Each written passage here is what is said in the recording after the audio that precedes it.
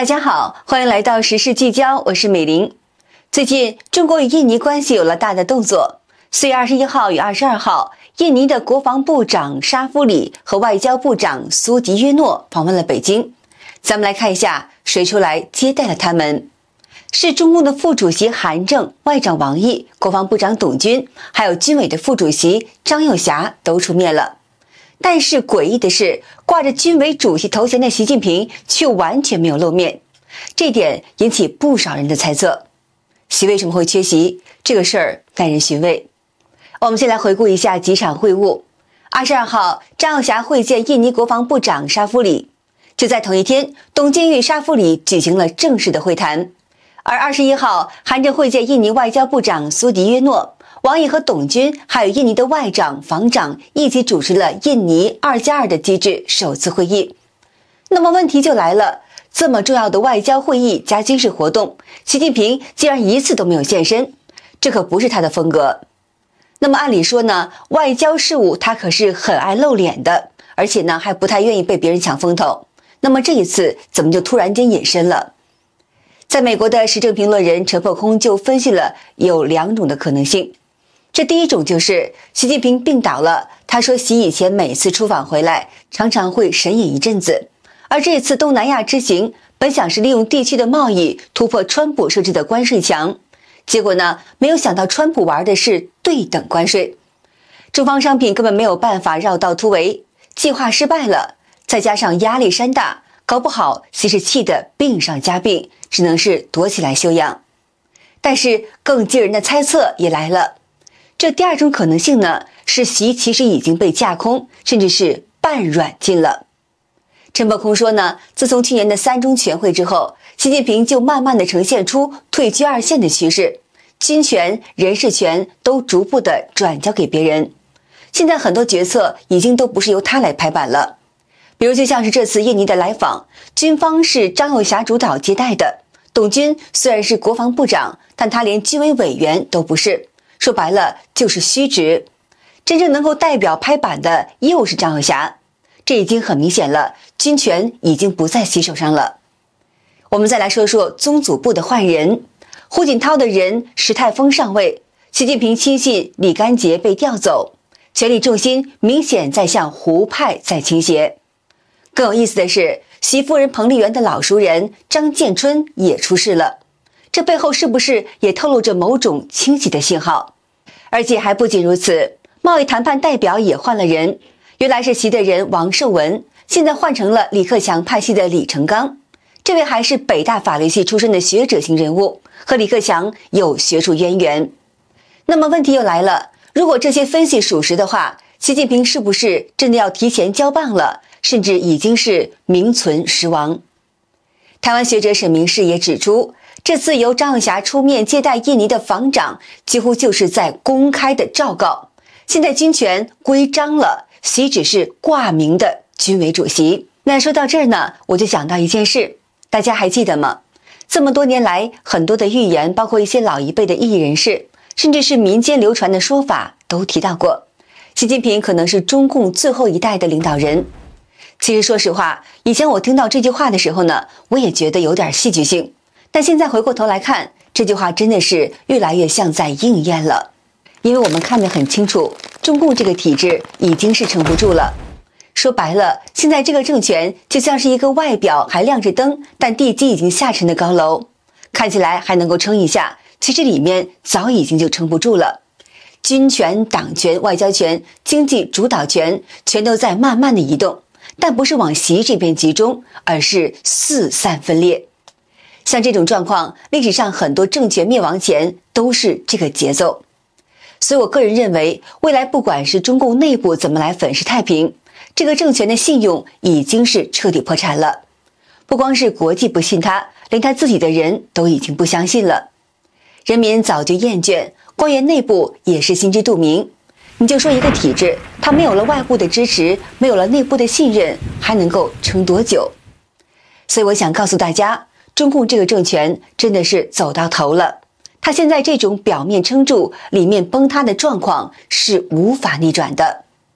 那说到这里呀，我还想补充一个最近让我特别震惊的天象异常换日现象。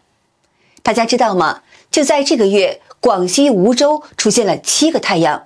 您没有听错，是7个，而且排列还非常的诡异。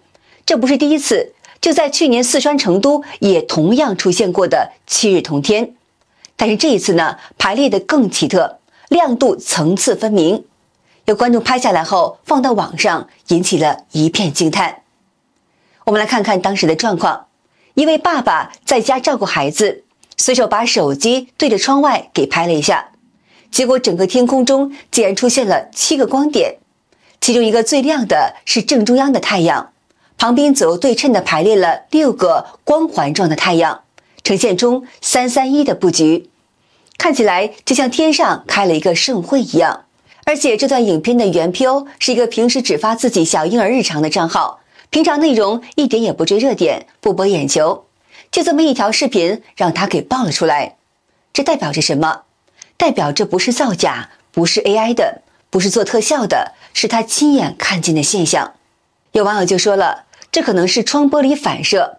我告诉大家，我也去仔细研究了，这种说法根本就站不住脚。那个拍摄视频的角度、太阳的层次、光晕的厚度以及消散的速度，根本就不是玻璃能够反射出来的。再加上成都之前也出现过一模一样的现象，那就不是偶然的了。那么这代表什么呢？中国古人讲天无2日，日多主乱。你看《尚书左传》里面出现多日现象时，都是国运将衰、政局混乱的时候。而现在7个太阳一齐现身，是不是一个非常明显的天象示警？美玲认为天象是神的语言，它不说话，但是它会以意象来点醒人心。在现在这个政权动荡、内部纷争不断，领导人连公开露面都成了问题，主位纷争、政权崩裂的讯号已经写在天上了。那很多朋友问我，美玲，中共什么时候垮？我说你不需要等谁亲口说出来，你看天、看人、看历史的轨迹，你就知道这个政权走到这一步是人也救不了的，是天要动它。大家记得我说过一句话，真正的预警不是来自于官方的通报，而是来自于天象，来自迷信，来自那些被掩盖不住的真相。那现在这些现象早就不是普通的气象能够解释的了，是老天在给中国人提醒，也是给整个世界的一次警钟。朋友们，该觉醒了，为中国的明天多做一点清醒的准备，同时用一切可能的方式远离这个邪恶腐败的共产党，给自己留好后路，宁可信其有，不可信其无。好，接下来咱们再来聊聊最近广东的经济状况。说真的呢，真的是让人有点揪心。你有没有注意到，最近广东公布了1季度的经济的数据，增速只有 4.1%， 不仅低于全国的 5.3% 的平均的水平，连自己设定的 5% 的目标都没有达到。这已经是广东连续第2年没有完成经济目标了。那不少人都开始担心，广东这个经济火车头是不是要失速了？那为什么会这样呢？我们来一起看几个关键的因素。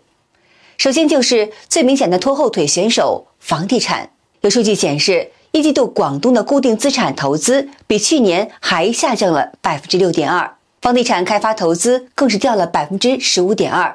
您没听错，是 15% 多。商品住宅销售、新开工面积全都在跌。我们再来看看消费与外贸的这2块。在消费方面，广东省官方自己也承认有效需求不足，大家不太愿意花钱，可能是钱袋子紧，也可能是对未来的信心不足，反正是消费这辆车也跑不快。外贸方面就更加敏感了，广东是全国最大的外贸省，外贸体量占全国的 20% 左右。可是最近呢，这场美中关税战一升级，冲击马上就显现出来了。不少广东的外贸企业反映，美国客户的订单不是延后就是直接给取消了，有的连定金都不要了，打水漂了。您可以想象这种打击有多大。像广州一家出口蓝牙耳机的公司呢，负责人就直接说，现在广州和广东这边都不敢接美国的订单了。而在佛山开铝合金门窗工厂的李老板也表示，订单锐减，生产上不去，还得倒贴成本，熬不住的声音是越来越多了。那就算我们不看整体的出口数量，光听这些企业老板的反应，也大概能够感觉到外贸这块正在经历着不小的寒冬。广州作为省会的城市，这次表现也是挺让人吃惊的。美林认为，说到底，广东这轮失速，表面看是房地产、消费、外贸全面的受挫，但深层次的根源还是出在中共的体制与政策上。我们大家都知道，广东是中国改革开放的窗口，是全国经济最活跃的地区之一。那如果连广东都保不住了，那中国的整体经济还能够好到哪儿去呢？